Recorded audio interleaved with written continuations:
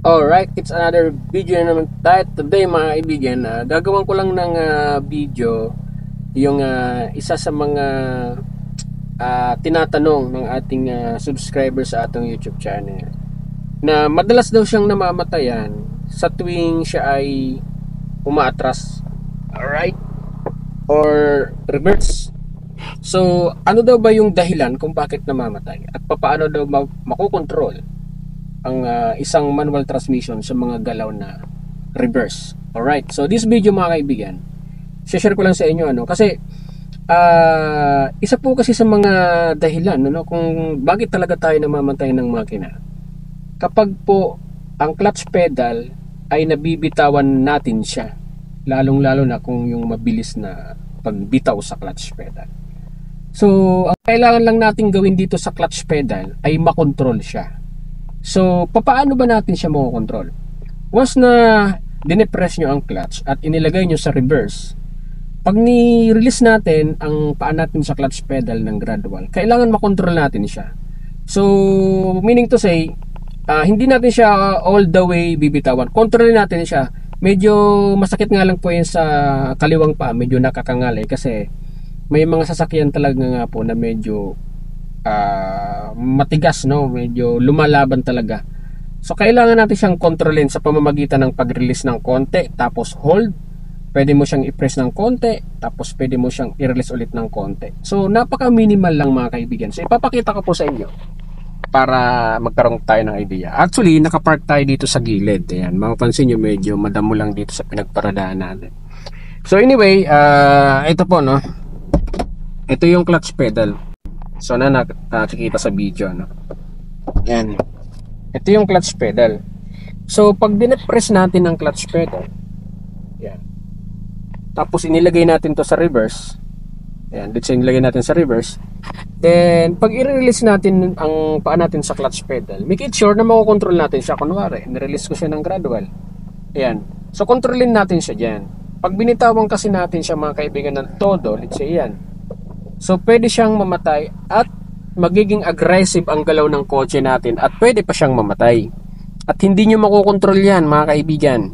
So para makontrol nyo ang paggalaw ng kotse nyo habang umaatras, so nakadepende po yan sa clutch pedal.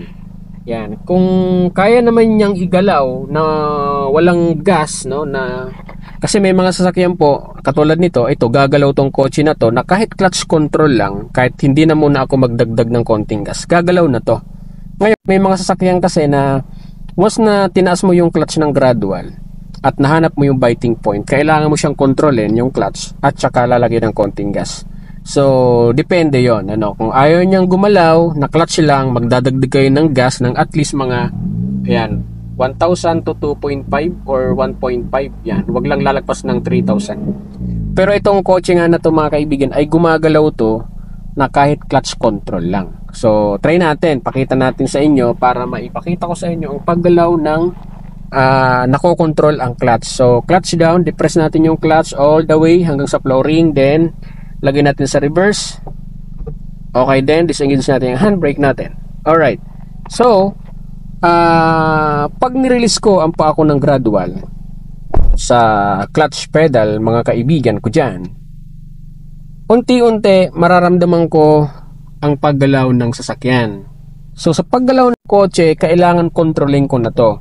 Hindi ko to tuluyang bibitawan dahil pwede siyang mamatay or maging aggressive ang paggalaw niya paatras. So delikado, baka mamaya mayroong pwedeng tamaan sa likod pagka aggressive or hindi natin nakokontrol ang galaw. Anyway, so try natin, So gradual taas ng paa sa clutch pedal. Okay, tataas ko po yan dahan-dahan. Kung nakita niyo, tinataas ko. At kung papansinin niyo po, gumagalaw na po yung kotse natin. So hanggang doon na lang yung pagtaas. Hindi ko na siya itataas pa dahil magiging aggressive yung galaw nito paatras. So pag inilubog ko po yan, prenes ko siya, yan, nawala po yung kanyang paggalaw. So ibig sabihin, nawala yung clutch biting point. Yan, so dahil patag naman itong inalalagay natin, okay lang na clutch control lang. So taas ko po ulit yung clutch ko ng dahan-dahan. Yan, so taas ko ng dahan-dahan. Pag naramdaman kong gumalaw, nag-move na po ulit paatras. So kukontrolin ko po siya ng paa ko. sa clutch pedal. Hindi ko siya totally binibitawan. Pinapagalaw ko ang kotse natin ng clutch control yan. Yan. So, ganoon po ang ginagawa, no? Para hindi po kayo namamatayan at hindi po nagiging aggressive ang paggalaw nyo. Yan. So, napakahalaga to mga kaibigan, lalong-lalo na po kung kayo ay nagpa-park. Yan. Yung gantong clutch control, nakokontrol nyo yung clutch kahit walang gas na suporta, ay gumagalaw po ang kotse natin. Yan. Kung intention natin talagang tumigil, so clutch down, then gagamit tayo ng brake pedal to fully stop ng sasakyan. So lagay ko muna ng neutral, engage natin yung ating handbrake, then tsaka natin alisin yung paa sa mga pedal. Yan. So effective din to kapag moving forward, lalo pag traffic, no? Ang clutch control. Yan, para hindi kayo namamatayan. So clutch down, lagay natin ng gear, disengage ng handbrake, then gradually i-release ang paa sa clutch. Pag naramdaman nag-move, hold steady. Yan. At kung mapapansin nyo, kontrolado po ang paggalaw natin forward. Yan. So, hindi ko po siya binibitawan yung pa ako sa clutch, ha. Nandun po siya, naka-steady, naka-control. Then, wala din gas. Yan. So, clutch down, mawawala yung biting point. Yan. At the same time, titigil siya ng kanya. Patag naman po kasi ito. Take note mga kaibigan, na applicable po ito sa patag, no? Yung clutch control. Yan. So, ganun po nagwo-work ang clutch control.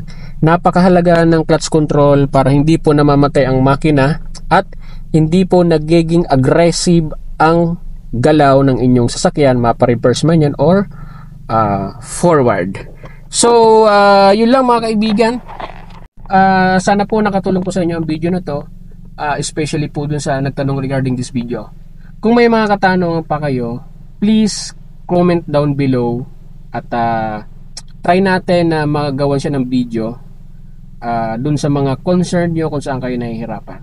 So sa mga hindi pa nakaka-subscribe sa aking YouTube channel, subscribe nyo po ako at marami po tayong gagawing mga tutorial with regard sa pag-aaral nyo magmaneho. And syempre follow to my Facebook page mga kaibigan at sa ating TikTok account. Yun lamang. Bye bye!